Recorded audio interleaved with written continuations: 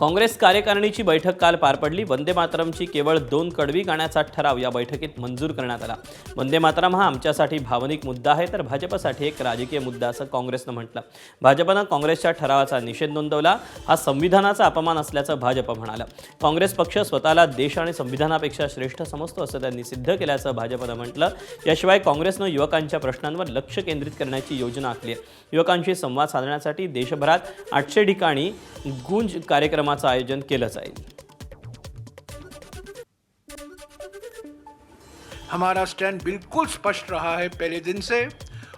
1937 जो अक्टूबर 28 का रेजोल्यूशन है, 24 जनवरी 1950 संविधान सभा के आखिरी बैठक में संविधान सभा के तत्कालीन अध्यक्ष जो हमारे रिपब्लिक के पहले राष्ट्रपति बने डॉक्टर राजेंद्र प्रसाद ने उसी को दोहराया कि नेशनल एंथम जन गण मन होगा और नेशनल सॉन्ग वंदे मातरम होगा। 1937 का प्रस्ताव, और वो भी कौन सा प्रस्ताव जो जिन्ना की मुस्लिम लीग के आगे पूरी तरीके से आत्मसमर्पण करके कांग्रेस ने किया था। अर्थात कांग्रेस ने यह भी साबित किया है कि वो अपने को संविधान से ऊपर, अपने को देश से ऊपर और अपने पार्टी के प्रस्ताव को संविधान के कानून से ऊपर मानती है। और उसके साथ अब इस अटकलों पर विराम लगा दिया है कांग्रेस ने कि वो अब आज की नई मुस्लिम लीग हो गई है।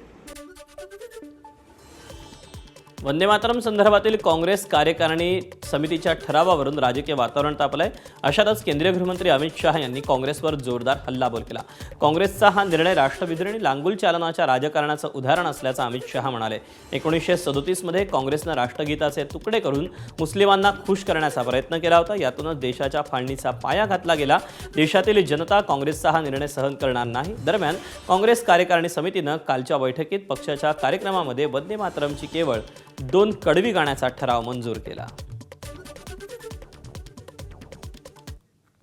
कांग्रेस का ये निर्णय केवल और केवल इनकी घोर तुष्टीकरण की नीति की पुष्टि करता है। वोट बैंक के तुष्टीकरण के लिए उन्होंने स्वर्गीय बंकिम बाबू के इस अमर कृति का न केवल अपमान किया है, वो लाखों शहीदों का भी अपमान किया है जो वंदे मातरम का नारा लगाते लगाते देश की आजादी के लिए फांसी पर चढ़ गए। काँग्रेसनं वंदे मातरमचे 2 कडवे गाण्याच्या ठरावावर मुख्यमंत्री फडणवीसांनी टीका केली। काँग्रेसनं संविधान विरोधी निर्णय घेतला। स्वतंत्र भारताच्या संविधान विरोधी काँग्रेसची मानसिकता असल्याचं अधोरेखित झाल्याचं फडणवीस म्हणाले। त्याच दोन्ही सभागृहांनी घेतलेला निर्णय काँग्रेस म्हणते आम्ही मानणार नाही।